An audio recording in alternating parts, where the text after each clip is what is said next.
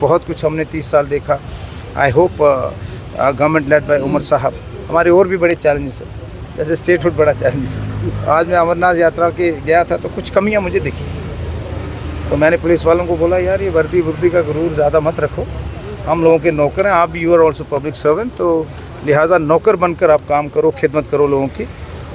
हमारे गेस्ट आए हैं और बिहेव प्रॉपरली, रिस्पेक्ट सबकी करो, टूरिस्ट की छोड़कर लोकल की भी करो। और ये जो बेलगाम ब्यूरोक्रेसी है इनको मान लेना चाहिए कि हमारी स्टेट है, आप हमारे गेस्ट हैं, गेस्ट बनकर रहिए, नहीं तो लोगों में कहीं ना कहीं गुस्सा ज़रूर है।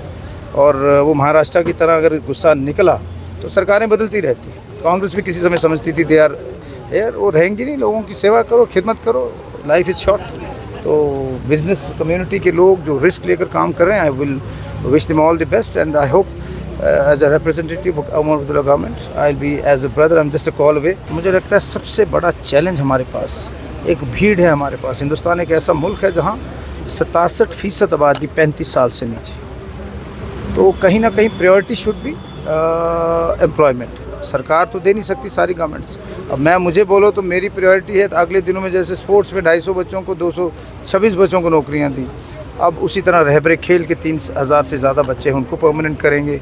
NYCs को हम कोशिश करेंगे बेसिक पे तक ले जाएं, लेकिन वो उससे मसला हल नहीं हो जाता। आपको प्राइवेट सेक्टर को इनकरेज करना है, आपको ऑर्चिड्स लगाने हैं, फार्मिंग को इनकरेज करना है, बिकॉज हमने 30 साल में बहुत नुकसान झेला है। मेरा अपना मानना है अगले ये सदी हिंदुस्तान की और जम्मू कश्मीर का सबसे बेहतरीन रोल होगा एम्प्लॉयमेंट जनरेट करने का, चाहे ऑर्चिड्स हैं, चाहे फ्लावर्स हैं, चाहे टूरिस्ट हैं, चाहे वाटर टूरिज़म है, चाहे स्पोर्ट्स टूरिज़म है, पिलग्रिमेज टूरिज़म है। हम बेहतरीन काम करने वाले हैं और जो हमें विरासत में मिला है मैं उसमें नहीं जाऊँगा। बदकिस्मती से हमें विरासत में रियासत तक नहीं मिली, तो परेशानियाँ मिली हैं, मैं उसमें नहीं जाऊँगा। हम जो अगले 40-42 महीने सरकार के पास हैं, अभी 18-19 महीने हुए हैं, हम अच्छा काम करेंगे। बदकिस्मती से पिछला साल मुश्किलों भरा रहा, पहलगाम हुआ, एक जंग हुई, बेशुमार बारिशें हुई, लेकिन मैं उम्मीद परस्त आदमी हूँ और मेहनत करने वाला आदमी हूँ। और इस अगले साल में हम रोज़गार के बहुत सारे एवेन्यूज़ क्रिएट कर रहे हैं। चाहे वाटर, ऑनरेबल CM साहब ने अभी पिछली कैबिनेट में मुझे बोला